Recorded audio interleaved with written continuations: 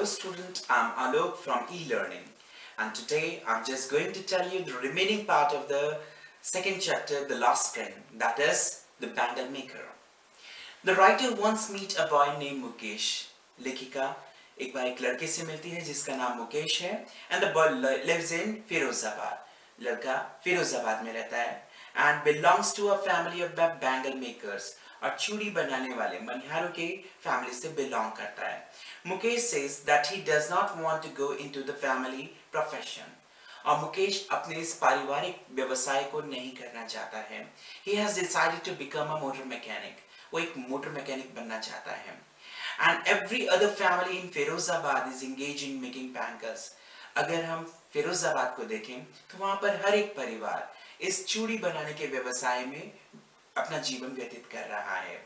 And it is the center of India glass blowing industry. ये भारत की सबसे बड़ी ऐसी जगह है जहाँ पर कांच की चूड़ियाँ बनाई जाती हैं या कांच के बने हुए दूसरे आइटम बनाए जाते हैं. And families here have spent generation in making bangles. और परिवारों ने जो यहाँ रहते हैं कई पीढ़ियों से वो इस व्यवसाय में लगे हुए हैं. About 20,000 children work in the glass furnaces of Firozabad. Firozabad के अंदर इन गर्म फर्नेसेस के हॉट ब्लोइंग फर्नेसेस के आगे तकरीबन 20,000 बच्चे जो हैं वो ये बैठे रहते हैं और इस चूड़ियों का बनाने का कार्य करते हैं. They have to work in a very unhealthy condition. और इस unhealthy condition में उनको ये काम करना पड़ता है. Their parents don't know that it is illegal. यहाँ तक कि उनके परिवारजनों को ये नहीं पता कि ये गैर कानूनी है. To make children work in such places. Mukesh offers to take the writer to his home. और मुकेश राइटर को लेखिका को अपने घर लेके जाता है and he proudly says that their house is being rebuilt. कि उसका घर दोबारा से बनाया जा रहा है. When the writer goes there, जब वो वहाँ लेखिका वहाँ जाती है, he finds that it is a half-built shack. कि आधा टूटा-फूटा घर है. Inside there are everywhere signs of poverty. जहाँ कहीं भी घर के अंदर नजर दौड़ाओ तो आपको गरीबी ही नजर आएगी. A frail young woman, एक पतली दुबली लड़की आप वहाँ बैठी थी, cooking खाना बना रही थी शाम का evening meal, and she is the wife of Mukesh, eldest brother. वो मुकेश के बड़े भाई की पत्नी थी. And Mukesh father is also there. Mukesh के पिता भी वहाँ मौजूद थे. He has been doing hard labor for years. कई सालों से वो मेहनत कर रहे हैं. First he was a tailor. पहले वे जब यहाँ फिरोजाबाद आए उस समय उन्होंने टेलर का काम शुरू किया. And then a bangle maker. उसके बाद चूड़ी बनाने का व्यवसाय. Yet he has failed to renovate his house. इसके बावजूद भी वे अपने घर को renovate नहीं कर पाए. He could not send his two sons to school. वो अपने दोनों बेटों को स्कूल भी नहीं भेज पाए. He could only teach them the art of making bangles. सिर्फ एक ही कार्य जो वे अपने बच्चों को सिखा पाए वह था चूड़ी बनाने का. How to make the bangles. Mukesh's grandmother says that it was all in their destiny. Mukesh की दादी माँ कहती है कि ये तो उनकी नियति है, ये उनकी डेस्टिनी है.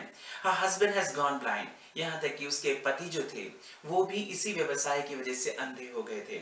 With the dust from polishing the glass bangle, जब वे glass bangles को polishing कर रहे थे.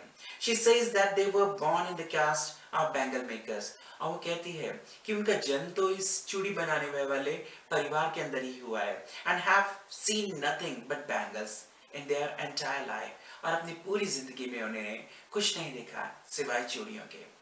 Boys and girls in all such families have to work with their fathers and mothers. लड़के और लड़कियां अपने परिवार में अपने माता पिता के साथ मिलकर इसी कार्य को करते रहते हैं.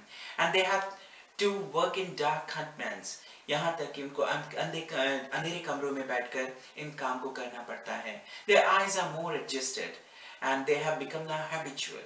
उनकी आंखें एडजस्ट हो चुकी हैं कि वो अंधेरे कमरों के अंदर भी बड़ी तेजी से एक मशीन की भांति काम कर रहे हैं.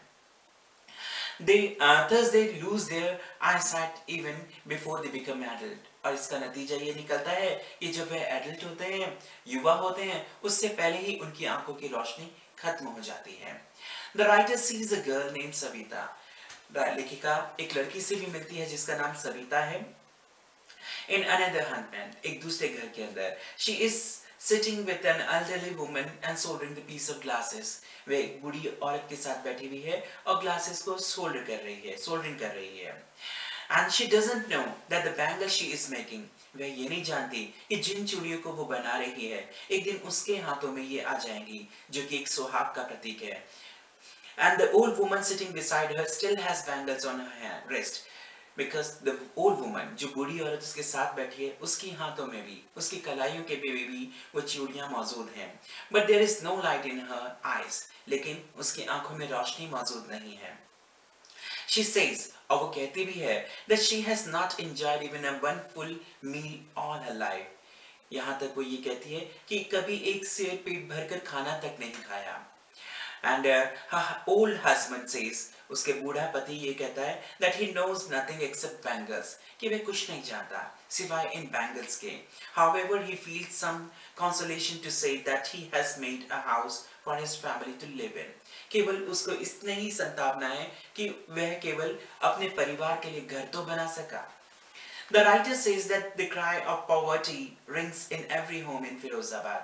और लेखिका बताती है कि पूरे फिरोजाबाद में यह सारी ही जगह आपको पॉवर्टी नजर आएगी, गरीबी नजर आएगी और गरीबी से जूझते हुए लोग नजर आएंगे. These poor people are exploited by साहूकार, because जितने भी ये गरीब लोग हैं ये इन साहूकारों के हाथों एक्सप्लॉइट हो रहे हैं, इनका शोषण किया जा रहा है. The policemen and the middlemen, बिचौलिए, पुलिस वाले और ब्यूरोक्रेटिक, ये जो राजघराने हैं, जितने भी इंडस्ट्रीज हैं, इनके चक्कर में ये फंसे हुए हैं. They have trapped here and their life is also trapped there in this Firozabad. They have come to accept their poverty. और अब तो ये इतने habitual हो गए कि उन्होंने इस गरीबी को अपना लिया है. And exploitation as something natural. और जो ये exploitation है उसे भी वो natural समझकर अपने जीवन में अपना चुके हैं. The writer feels happy. लेकिन लेखिका को खुशी नजर आती है मुकेश को देखकर. That Mukesh has decided to break this system. इस सिस्टम से बाहर निकलकर वह एक मोटर मैकेनिक बनना चाहता है. एंड द विशियस सर्कल, जो ये चक्कर बना हुआ है, उससे बाहर निकलना चाहता है. He has decided to go to a garage, और वो डिसाइड कर रहा है कि वह गैरेज में जाएगा और वहां पर मोटर मैकेनिक का काम सीखेगा. And learn the job of a motor mechanic. Thus he will one day be his own master. और एक दिन वह स्वयं का खुद मालिक बनेगा. This is the second part of the chapter, The Last Spring. I hope you have enjoyed this. If you like this video, don't forget to put the click button and subscribe the channel. Thank you.